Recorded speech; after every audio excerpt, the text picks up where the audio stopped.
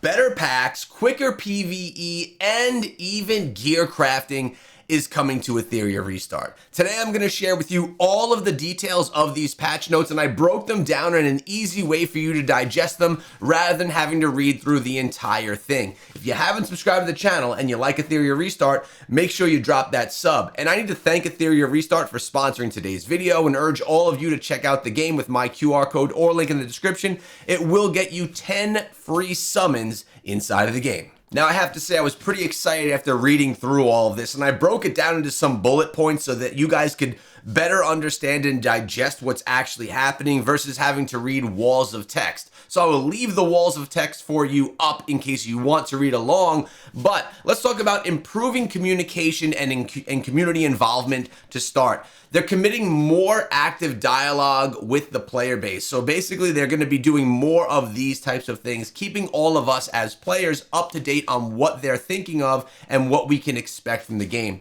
They're going to be openly focused, having discussions on important topics, starting with the RTA meta. Also, they acknowledge that previous meta changes, like some revelation nerfs and things like that, had unintended consequences to players, and the goal of theirs is to carefully balance decisions for both top and for casual players, which is really important. We need to understand there are some people that are like die-hard competitive players inside of these games, and then there are players that are a lot more casual and just want to have some fun playing Etheria Restart. Let's move on to time sync solutions in progress. Basically, what they're saying here is that they're recognizing that end game grind feels excessive.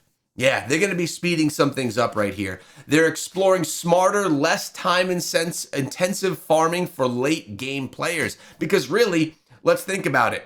Although you can auto and then go do other things, we spend a ton of time farming for gear and for shells inside of Etheria Restart. It's nice that they're recognizing this and that they're going to make it a more quick process for us to do that. Also, preserving early game autoing health while adding efficiency for veterans. And lastly, open call for community suggestions. They want to know some changes that you would like to see to kind of fix the time sync issue that may currently be inside of the game. I love that they do this, that they're actually asking for what the community wants as well as to just adding in things that they think need to be changed. Next, we get into the Ember Tech adjustments. They basically have concern over repetitive gameplay in this mode.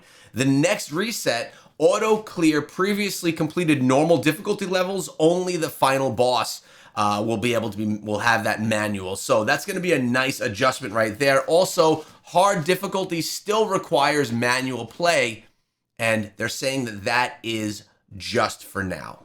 Very simply, Anasync Echoes and Union Boss both will support the 5 times battle in the future, so that'll be coming soon. And I like this one, a healthier monetization approach.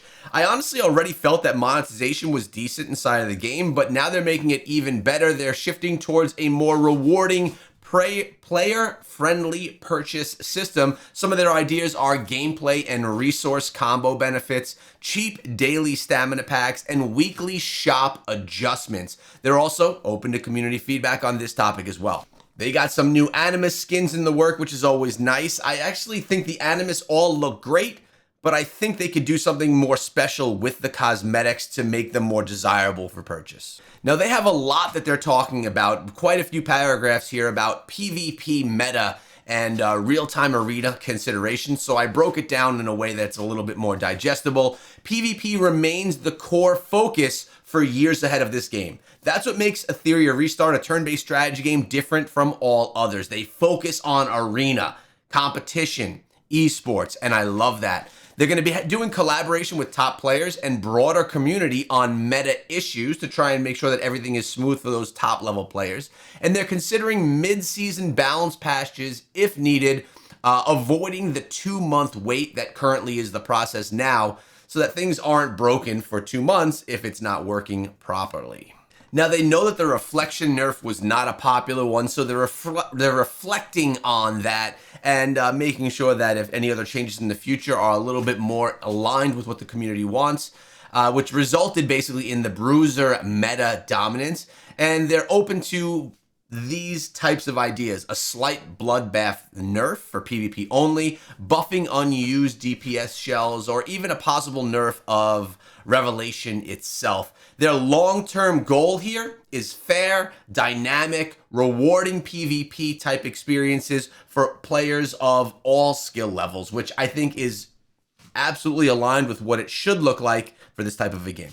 Gear and customization upgrades. This is a good one because I was just talking to my friend Hermes about this and how the gear grind is a little bit excessive and how we are just not getting on our own personal accounts the gear that we are looking for our Animus so that they can be taken to the next level. And basically what we have coming here are Module Essence Shop Overhaul, option to buy modules with confirmed stats. So you're actually gonna be able to get the modules or the gear for your Animus that is gonna be the gear that you're looking for to achieve certain levels of the game.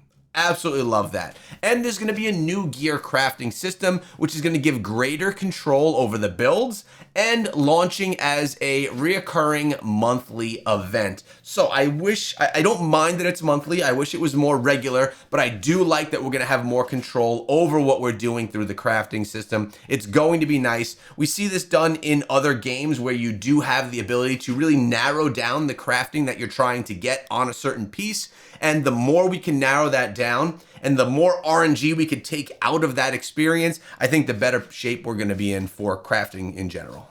Now, they're also giving us a peek here what this is going to look like. The module forge, as you can see, you can craft very different types of matrix that you'd like. Select the module that you want to craft. You could specifically choose what main attributes you want for it as well. You're going to be able to then choose the different type of gear that you can grab right here. Notice that they're going with the battle wheel on this one.